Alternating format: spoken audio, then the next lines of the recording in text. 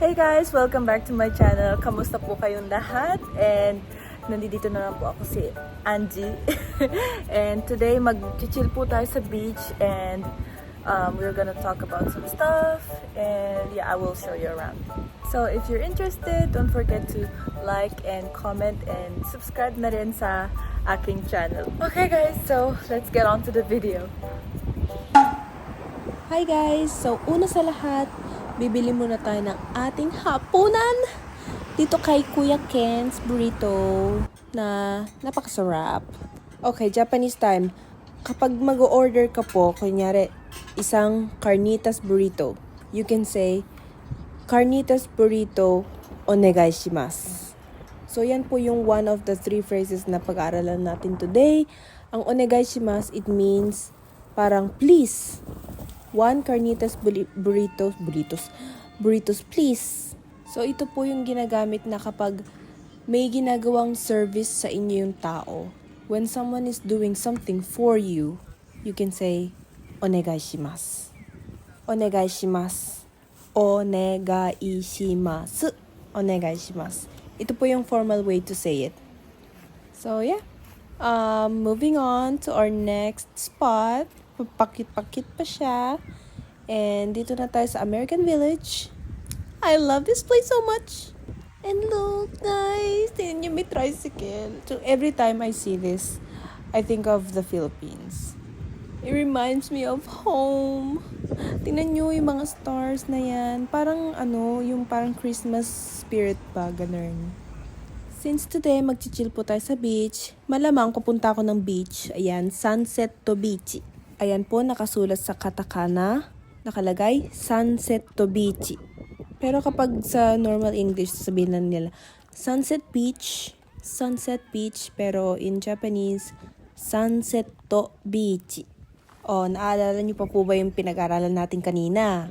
O, onegai shimasu. Please, onegai shimasu. O, kala niyo Yan, baka nadidistract kayo masyado sa beach kasi napakaganda niya. Tingnan niyo naman! Ay! So beautiful! Oh my God, I love it.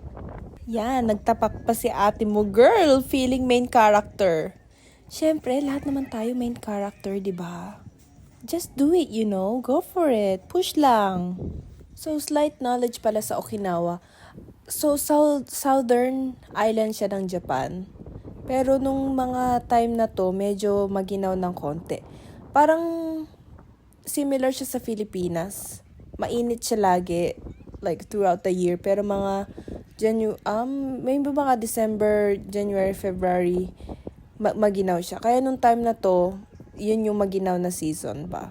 Kaya, ayun, meron akong sweater na dala.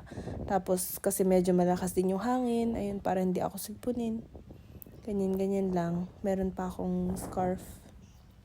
So yan, that's the view. Moving on sa ating next phrase. Subarashi. Yan, perfect na perfect dito. Subarashi. Meaning, wonderful. Great, fantastic.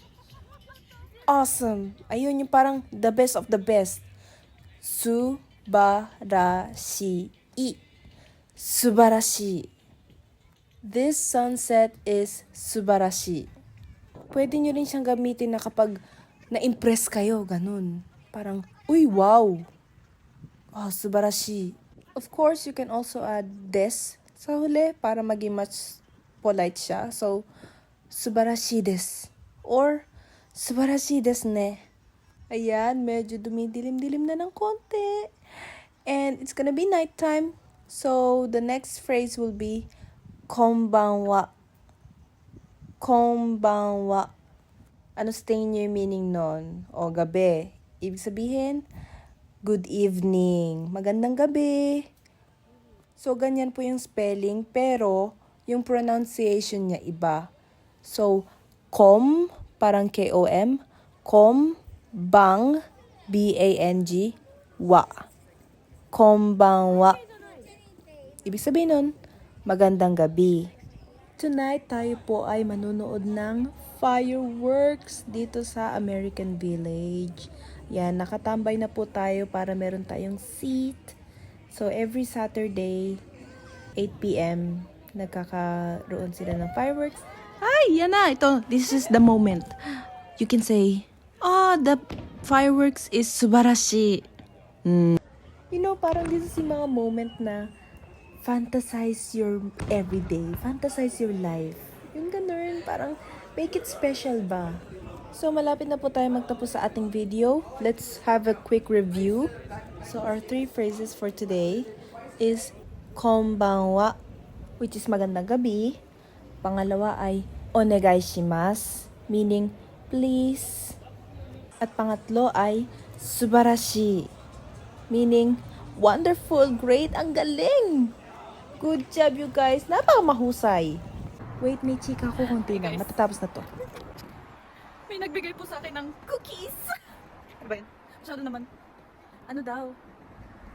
Parang may gusto yata sa akin. Ay, masyado siyang deludo. Pero, bigla ba naman akong sinabi pa, excuse me po, ganun. Tapos, this, binigyan ako ng cookie. Wait, ayan. Chocolate at saka normal na cookie. Hopefully walang lason, of course. Ang hirap pala maging maganda. Ay, feelingera si ate. Joke lang. Pero, thank you po. Okay guys, magtatapos na po tayo sa ating video for today. Maraming salamat po sa mga nanood.